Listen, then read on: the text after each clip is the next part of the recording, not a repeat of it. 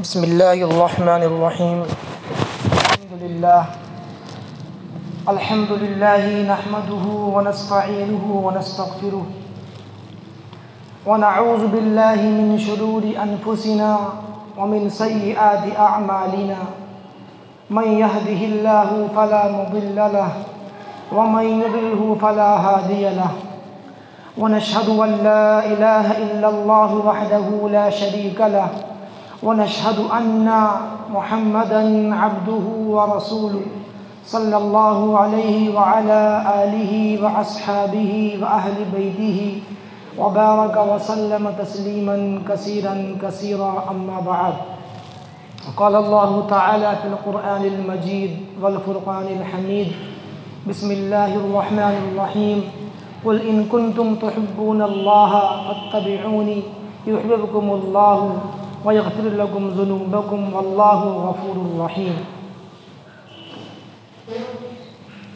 میرے محترم عزیزوں، دوستوں، بزرگوں، حضور اکرم صلی اللہ علیہ وسلم امت کے سب سے بڑے محسن ہیں. آپ صلی اللہ علیہ وسلم سے بڑھ کر نہ پہلے اور نہ بعد میں، آپ سے بڑھ کر نہ کوئی محسن آیا اور نہ قیامت تک آئے گا. آپ علیہ السلام نے زندگی کے ہر شعبے کی تعلیم امت کو ارشاد فرمائی. لہذا آپ علیہ السلام سے محبت، آپ سے عقیدت رکھنا ہمارا یہ ایمانی فریضہ ہے. اس لیے کہ جب حاکم کی اور بادشاہ کی اور اپنے رہنما کی محبت دل کے اندر ہوتی ہے تو اس کی بات ماننا بھی آسان ہوتا ہے اور عمل کرنا بھی آسان ہوتا ہے. لہٰذا آپ علیہ السلام کی محبت، عقیدت، آپ کی فرما برداری کے تعلق سے چند بات عرض کرنے کا ارادہ ہے. اللہ تعالیٰ صحیح بات کہنے، سننے، سمجھنے اور عمل کرنے کی توفیق عطا فرمائے. میرے عزیزو دوستو،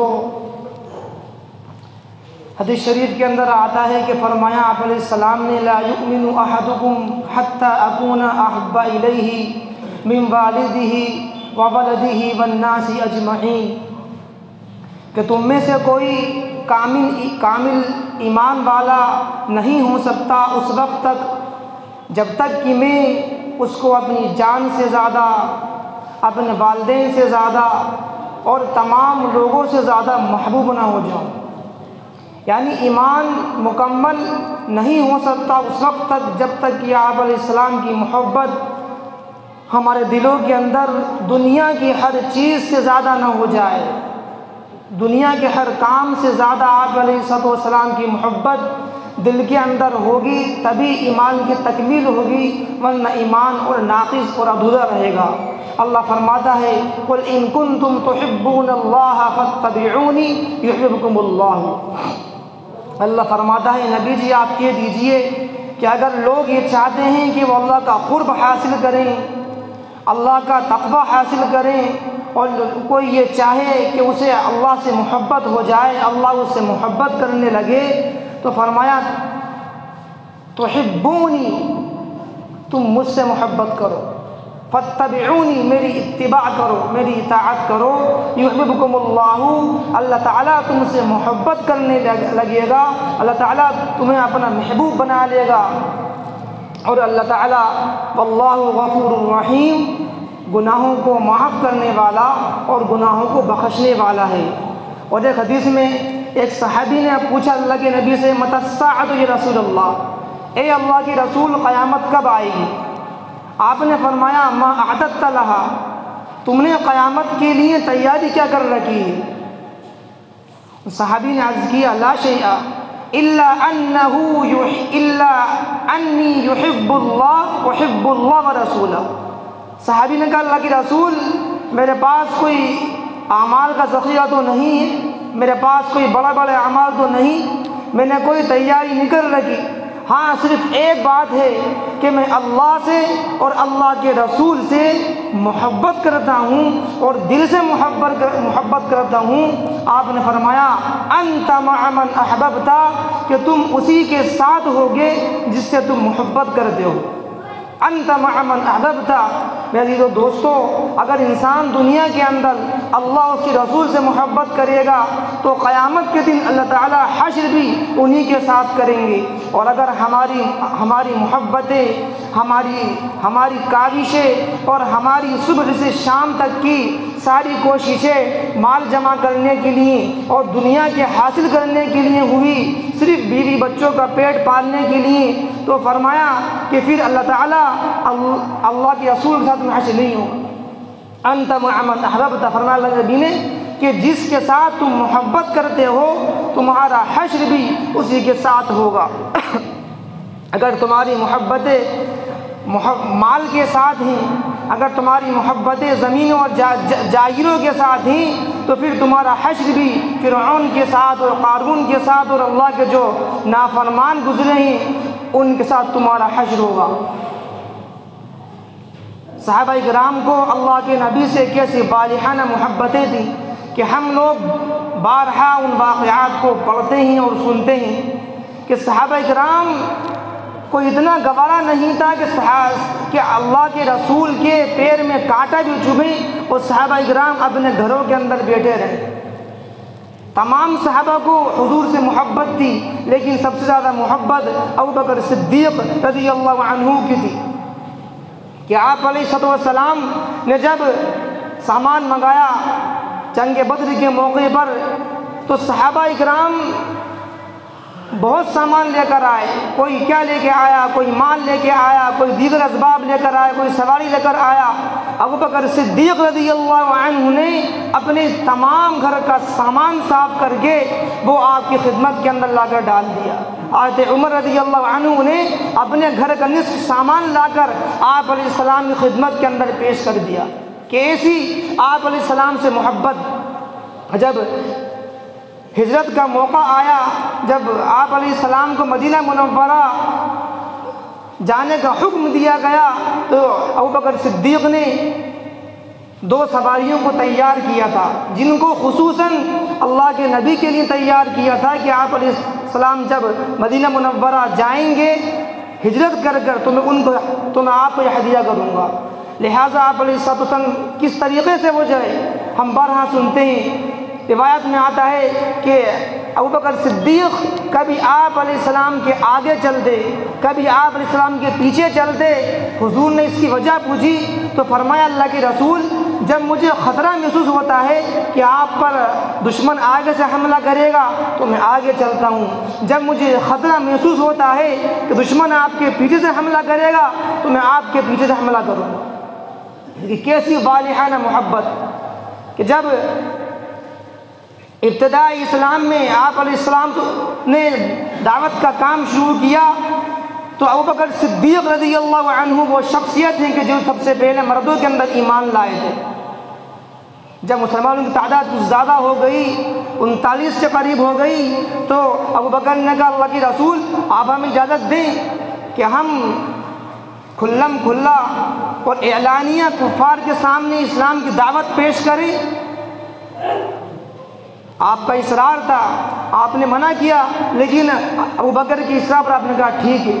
ابوبکر صدیق رضی اللہ عنہ نے مکہ مکرمہ بیت اللہ کے اندر آپ گئے اور آپ نے جا کر خطبہ دیا اور توحید کی دعوت پیش کری۔ چونکہ مخالفت کا دور تھا، چاروں طرف سے لوگ آپ پر ٹوٹ پڑے اور بے تحاشا مارا، اتنا مارا کہ ابوبکر صدیق رضی اللہ عنہ مرنے کے قریب ہو گئے۔ ان کے قبیلے کے لوگ آئے، بنی تمیم کے لوگ آئے اور انہیں اٹھا کر مسجد میں لے گئے اور انہوں نے قسمیں کھا لی کہ اگر ابوبکر صدیق کی وفات ہو گئی تو ہم ان کو چھوڑیں گے نہیں اور خاص طور سے ربیعہ کو قتل کر دیں گے، کیونکہ ربیعہ نے ابوبکر صدیق کو مارنے میں بہت زیادہ اس نے ہاتھ دکھائے تھے، لہٰذا قسمیں کھا لی۔ ابوبکر صدیق رضی اللہ عنہ مرنے کے قریب ہو گئے، لیکن پھر بھی آپ ذرا غور کریں کہ جب دن بھر آپ پر بے ہوشی طاری رہی، جب شام کا وقت ہوا تو کچھ بولنے کی طاقت ہوئی، ہمت ہوئی، تو لوگوں کو زندگی کے آثار دکھنے لگے۔ تو پہلا جملہ ابوبکر صدیق رضی اللہ عنہ نے جو زبان سے نکالا وہ کیا تھا؟ یہ نہیں کہا کہ مجھے دوا لاؤ، مجھے کھانا لاؤ، میرے لیے پانی لاؤ۔ سب سے پہلا جملہ جو ابوبکر صدیق رضی اللہ عنہ کے زبان پر تھا وہ یہ تھا کہ حضور کیسے ہیں، حضور کس حال میں ہیں۔ اپنی تکلیفیں بھلا دیں، اپنی مشقتیں بھلا دیں، اپنی پٹائی کو بھلا دیا، پوچھا کہ اللہ کے رسول علیہ السلام کس حال میں ہیں۔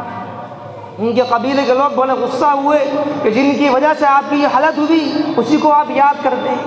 کہا کہ نہیں، جب تک میں حضور علیہ السلام کے بارے میں خبر اور معلومات حاصل نہ کر لوں تب تک مجھے سکون نہیں ملے گا۔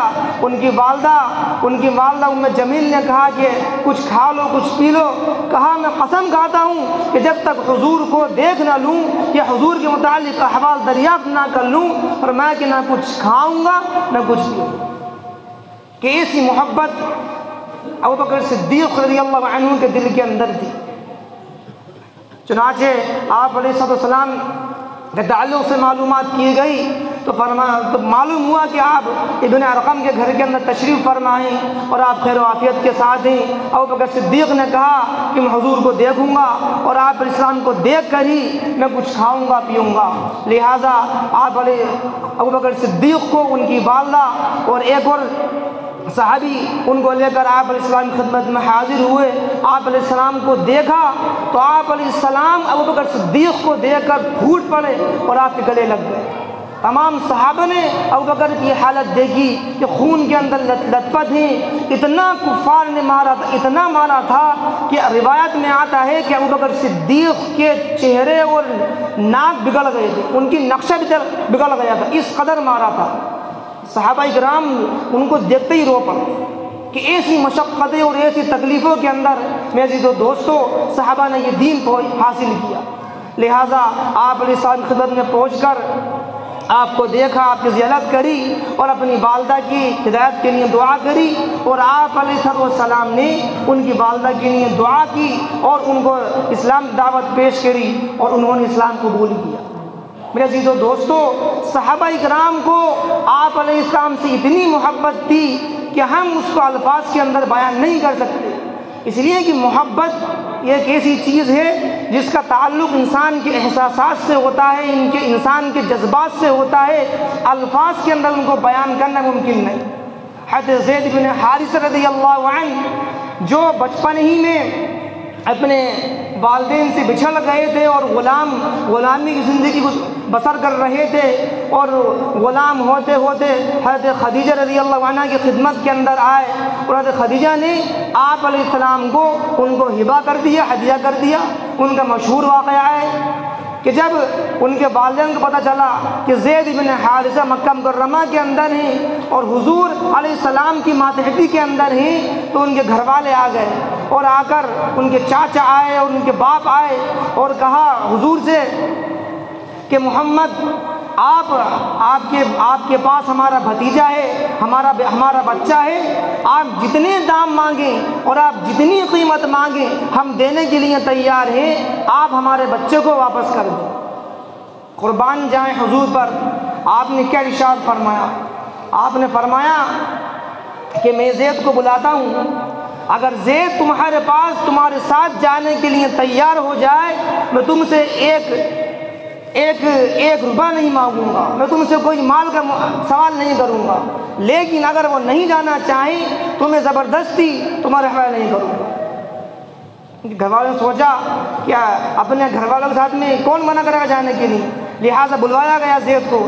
حضرت زید بن حارثہ آئے اور اللہ کے رسول نے ان سے کہا کہ یہ دو لوگ آئے ہیں اور یہ کہتے ہیں کہ تم ان کے بیٹے ہو۔ زید نے اقرار کیا ہاں یہ میرے چچا ہیں اور یہ میرے والد ہیں۔ کہا کہ تمہیں اپنے ساتھ لے جانا چاہتے ہیں؟ کہا کہ نہیں، مجھے حضور ہی کے پاس رہنا ہے۔ ان کے باپ نے کہا کہ تم آزادی کے اوپر غلامی کو ترجیح دیتے ہو۔ زید بن حارثہ نے کہا کہ آپ نہیں جانتے کہ حضور علیہ السلام کے اخلاق کتنے بلند ہیں، حضور علیہ السلام کے معاملات کتنے صاف ہیں، میں نے آپ علیہ السلام کو اپنے باپ سے زیادہ مشفق پایا۔ لہذا زید بن حارثہ نے اپنے سگے باپ کے ساتھ اور سگے چاچا کے ساتھ جانے سے منع کر دیا کہ وہ کیا چیز تھی میرے عزیزو دوستو وہ بالحانہ محبت تھی، وہ بالحانہ عظمت ان کے دلوں کے اندر بیٹھی ہوئی تھی، جس کی بنیاد پر صحابہ کو غلامی کے اندر رہنا پسند تھا، لیکن آپ علیہ السلام کی تابعداری سے انحراف کرنا اور آپ علیہ السلام کو چھوڑنا گوارا نہیں۔ یہ کتنے بے شمار واقعات ہیں۔ اسی میں عزیزو دوستو آج اس بات کی ضرورت ہے کہ آج ہم بھی اپنی زندگی کے آج ہم بھی اپنے دلوں کے اندر حضور علیہ السلام کی محبت بٹھا لیں۔ آپ علیہ السلام کی محبت دل کے اندر بٹھالنے کا سب سے آسان طریقہ یہ ہے کہ آپ علیہ السلام کی سنتوں کو ہم اپنی زندگی میں داخل کریں۔ آپ علیہ السلام صبح اٹھنے سے لے کر شام کو سونے تک جتنے طریقے حضور نے ہمیں بتائے ہیں، ان تمام طریقوں کو یعنی دعاؤں کا اہتمام ہماری زندگی کے اندر ہو۔ سو کر اٹھنے کی دعا کیا ہے، ہمیں اس کا اہتمام ہو۔ گھر سے باہر نکلنے کی دعا کیا ہے، اس کا یہ ہمیں یاد ہو، اس کا ہمیں اہتمام ہو۔ مسجد میں داخل ہونے کی دعا کیا ہے، مسجد سے باہر نکلنے کی دعا کیا ہے، سونے سے پہلے کی دعا کیا ہے، سو کر اٹھنے کی دعا کیا ہے۔ ایسے ہی کھانا کھانے کے طریقے کیا ہیں، آداب کیا ہیں، اس کی دعائیں کیا ہیں۔ میرے عزیزو دوستو جب ہم ان سنتوں پر عمل کریں گے تو حدیث شریف میں آتا ہے، فرمایا اللہ کے نبی نے، جو شخص اس آخری زمانے میں میری ایک سنت پر عمل کرے گا تو اللہ تعالیٰ اس کو 70 شہیدوں کا اجر اور ثواب عطا فرمائے گا۔ اتنا فرمایا کہ 100 شہیدوں کا اسے اجر ملے گا۔ لہذا میرے عزیز دوستو ہمیں اس بات کی کوشش کرنا چاہیے کہ نہ صرف عبادات کے اندر بلکہ معاملات کے اندر بھی جو آپ علیہ السلام کے طریقے ہیں ہم اس کے مطابق اپنی زندگی گزاریں۔ نکاح ہمارے ہوں حضور کے طریقے کے مطابق، ہماری شادی ہماری بیاہ ہو حضور کے طریقے کے مطابق، ان کے اندر فضول خرچی نہ ہو، ان کے اندر مال کا ضیاع نہ ہو کہ ہم بارہا دیکھتے ہیں کیونکہ آج کل شادیوں کا دور چل رہا ہے، ہر طرح شادی ہیں ماشاءاللہ، کھانے بنتے ہیں، لیکن کتنا کھانا ضائع ہوتا ہے، کتنا کھانا ضائع ہوتا ہے۔ فرمایا اللہ نے ان المبذرین کانوا اخوان الشیاطین، کہ فضول خرچی کرنے والے وہ شیطان کے بھائی ہیں۔ کہ ہم کھانا کھاتے ہیں، کھانا کھانے کے بعد جب لوگ اٹھ جاتے ہیں تو اخبار کو لپیٹ دیا جاتا ہے، اس کے اندر روٹیوں کے ٹکڑے بھی ہوتے ہیں، اس کے اندر سالن بھی ہوتا ہے، وہ تمام چیزیں کو لپیٹ کر ایک جگہ پھینک دیا جاتا ہے اور وہ کوڑے میں چلا جاتا ہے۔ حالانکہ طریقہ تو یہ تھا اور اصول یہ تھا کہ روٹیوں کو الگ کیا جاتا، سالن کو الگ کیا جاتا، ہڈیوں کو الگ کیا جاتا تاکہ ہڈیوں کو جانور کھا لیتے اور ایسے ہی روٹیوں کو گائے کھا لیتی، دیگر جانور کھا لیتے اور کاغذ وغیرہ کو جلا دیا جاتا۔ کہ یہ ہمارے اکابرین کا اور ہمارے بزرگوں کا یہ طریقہ رہا ہے کہ کھانے کے بعد بھی کھانے کی چیزوں کا احترام۔ میرے دوستو ہماری شادیوں کے اندر ہمارے کھانوں کے اندر کھانے کا بہت زیادہ ضیاع ہوتا ہے۔ کھانا یہ بھی اللہ کی نعمت ہے، مال یہ بھی اللہ کی نعمت ہے، اگر صحیح طریقے سے اس کو استعمال کیا جائے گا تو یہ باعث اجر بنے گا، ورنہ میرے عزیزو یہی کھانا اور یہی ہمارے لیے خرچ کرنا ہمارے لیے وبال بن جائے گا۔ اس لیے میری درخواست ہے کہ ہم اپنی شادیوں کے اندر فضول خرچی سے بچیں، کم سے کم خرچ کے اندر اپنی شادیاں کریں۔ کتنا تعجب ہوتا ہے جب سننے میں آتا ہے کہ ایک شادی کے اندر لاکھوں روپے خرچ کیے گئے۔ ابھی ایک شادی جے پور کے اندر تھی، وہاں 5 دن ہوٹل بک کی گئی جس میں ایک دن کا کرایہ 5 لاکھ روپے تھا۔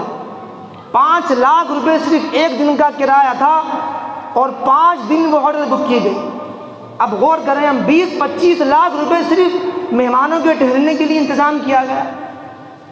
کتنا افسوس کا مقام ہے۔ یہی شادی کم پیسوں میں بھی ہو سکتی تھی۔